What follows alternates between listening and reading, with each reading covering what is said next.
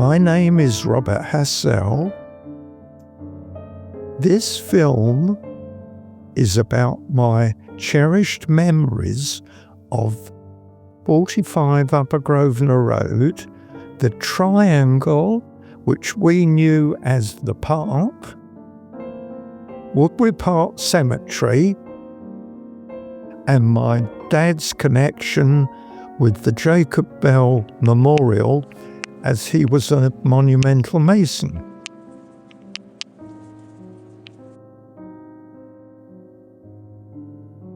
What did you used to do in Grosvenor Walk? We used to play cricket in Grosvenor Walk when it was very bad weather and it was too muddy to play in the Triangle. And I remember one day, I was quite a good batsman, and I hit the ball from the far end and broke a window. And we all ran like anything. But we got found out in the end, and I think it cost my dad 10 shillings. Should we go down there? Let's have a look. Yes. I can show you the window. I was batting here and bang, and it went through. I can't remember if it was because the windows have been changed. But anyway, just a little story for you.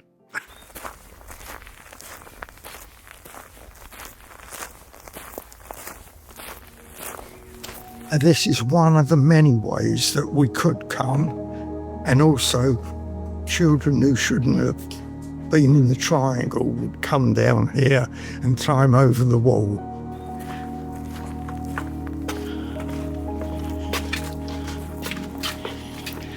There were convenient gaps in the brickwork where you put your foot in and climb over the wall. So this is the Triangle. This is it. The path used to go right down. You can imagine all the houses had the same back boundary. So it was a straight line down to the bottom. And the pond, it's so difficult, was in amongst the trees now. I wonder this wall's still here, it's leaning still. Maybe all the rubbish is keeping it up. Is this the original wall? Yes. Yeah, all used to go all the way along, but I think it collapsed. I'm sure it did, because when I was young, there were never these railings here.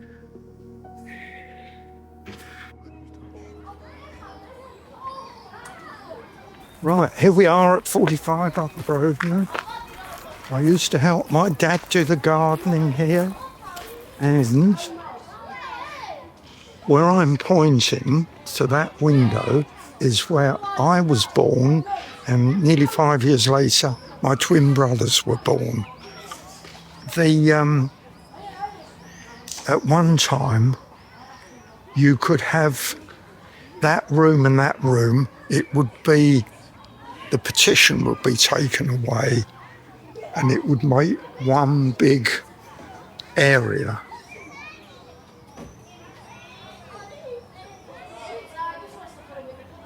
These are lovely memories of 45 Upper Grosvenor Road, where I spent childhood until the age of 17 with my two twin brothers, and it's so nice that Jeanne actually went to a little school after we'd moved in the same building, so it's brought us quite close together.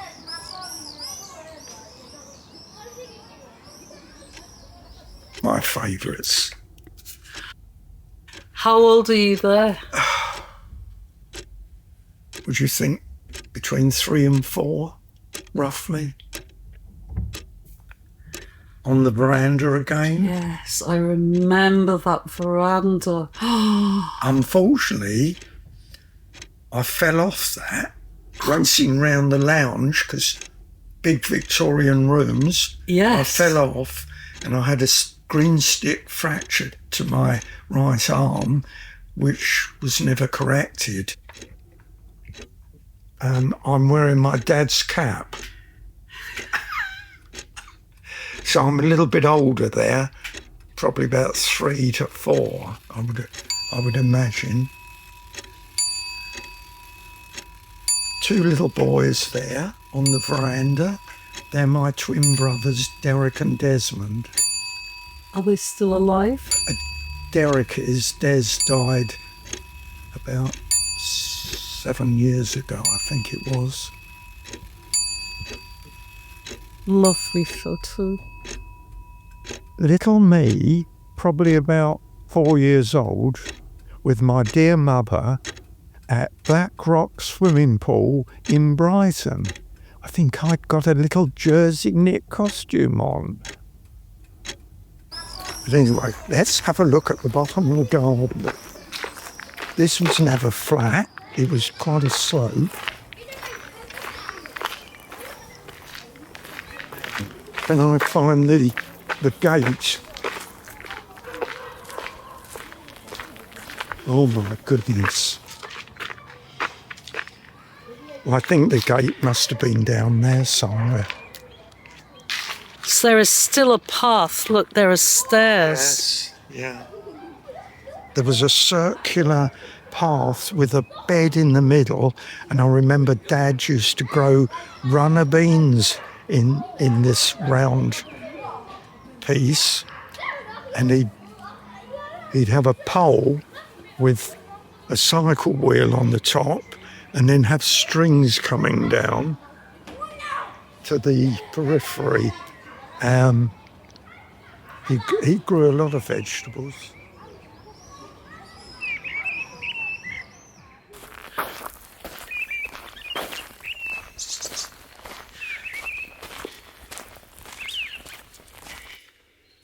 Yeah, we have a fence from here going to the houses. So this is where the triangle now stops this way. And I said to you, when I was here, there was none of that fencing. You could go right down to the bottom. As you can see, the wall has deteriorated in places and it's been bodged up. And now my guess is that wasn't the pond in there. That was one of the play areas. The pond. And there were 2 monkey puzzle trees this side of the pond.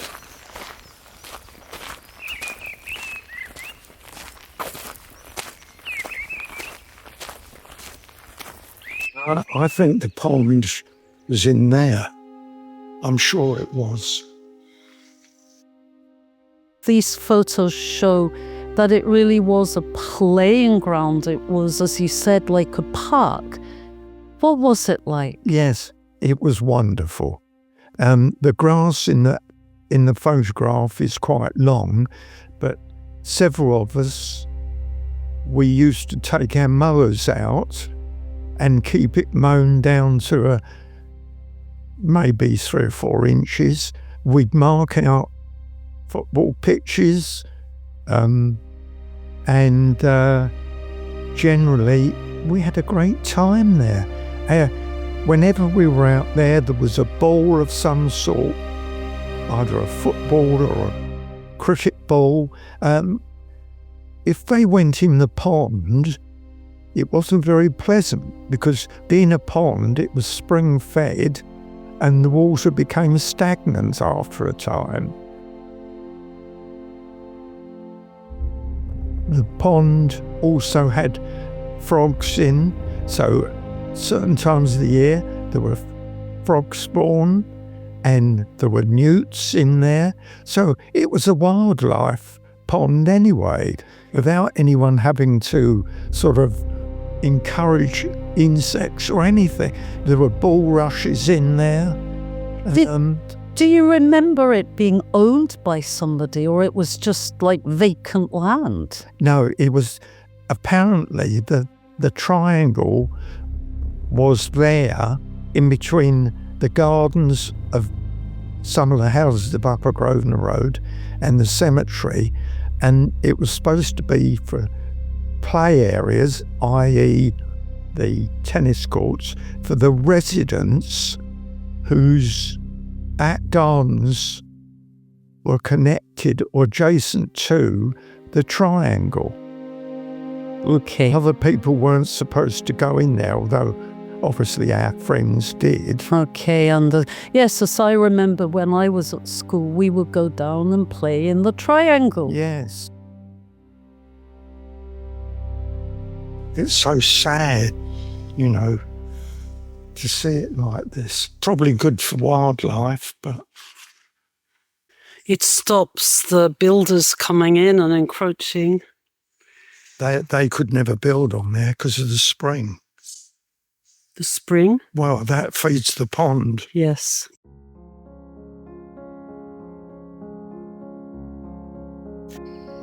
So there's something else that connects you very deeply to that cemetery is your father. A monumental mason. My father's name was Eric Hassell.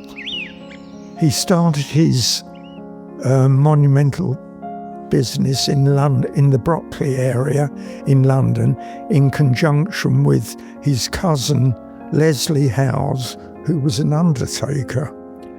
So when someone unfortunately died, Dad got the whisper of who it was and where they lived. So he'd give them a little while, and then he'd put his bowler hat on and go and knock on their door and offer his condolences, and then told them what his business was, and if they wanted a headstone in the future, he'd be happy to accommodate. And obviously he moved down here in about 1940, I think. He had a badly damaged leg due to a motorcycle accident, so he couldn't serve in the forces. And that's where he met my mother, who was evacuated from Leigh-on-Sea near Southend. Dad started working for Burslem. I suppose I would have been about 2 years old. It was probably at the end of the war.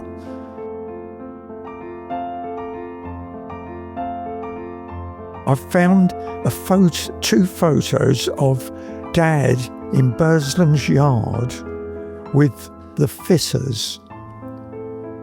There's a group, there's about 6 of them, and I think the office manager's in there as well. I think you'd probably better pick out my dad.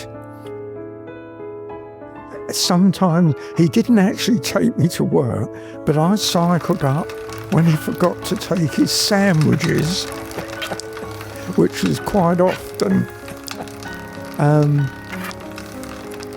He cycled to Hawkenbury every day until he was 65. I mean, it's quite a way, but he never bothered to get there early because his work was not hourly paid. It was paid per letter on the headstone. The best one was raised legged on granite. But of course, it was only the very rich people who could afford those. And obviously, sandstone was the lesser paid because that's the cheapest stone you can get. Yeah. And then he carried on working there until he retired at 65 because people did in those days.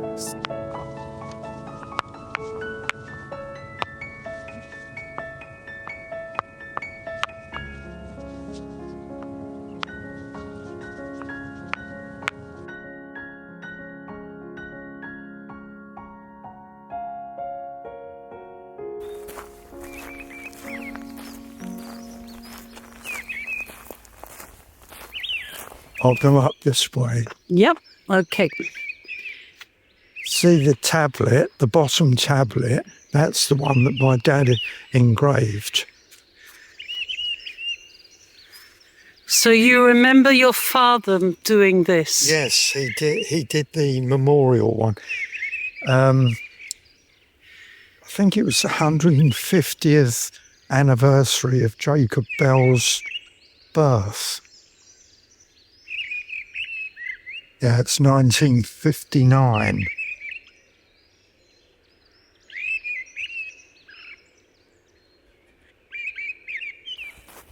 My dad passed on his great knowledge of death, cemeteries, crematoriums, memorials, and that was his legacy to me. And he's made the subject of dying so much easier to accept.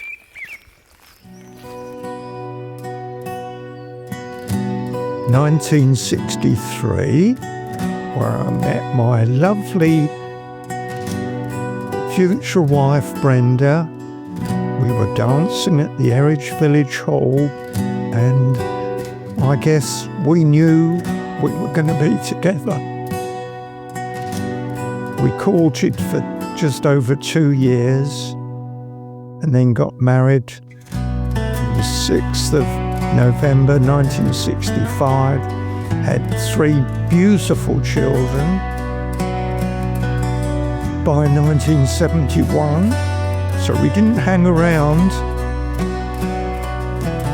and we've had a wonderful, wonderful life together until she passed away in 2021. The children have been wonderful.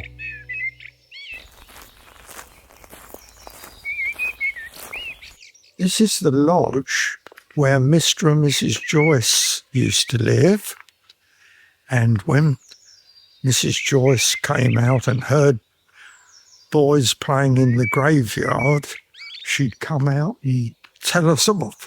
And then we used to say, "Oh, Ma Joyce has a very loud voice."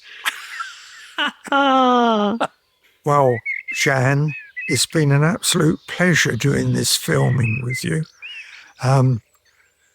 Even I never thought I would be a film star. But it's been sentimental for both of us, I think, because we found out through coincidence that we've got things in common. Thank you, Robert. Thank you. Thank you very much. Jeanne. Yeah, it's going to be great.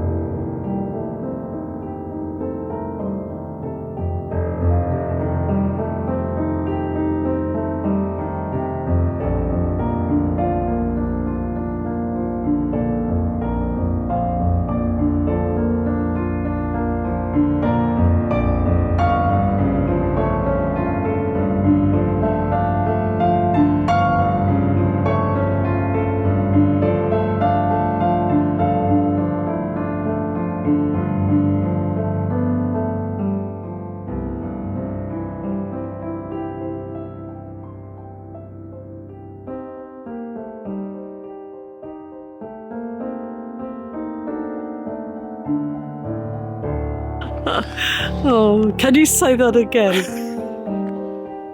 And then when her back was turned, we'd shout out, "Oh, Ma Joyce has a very loud voice."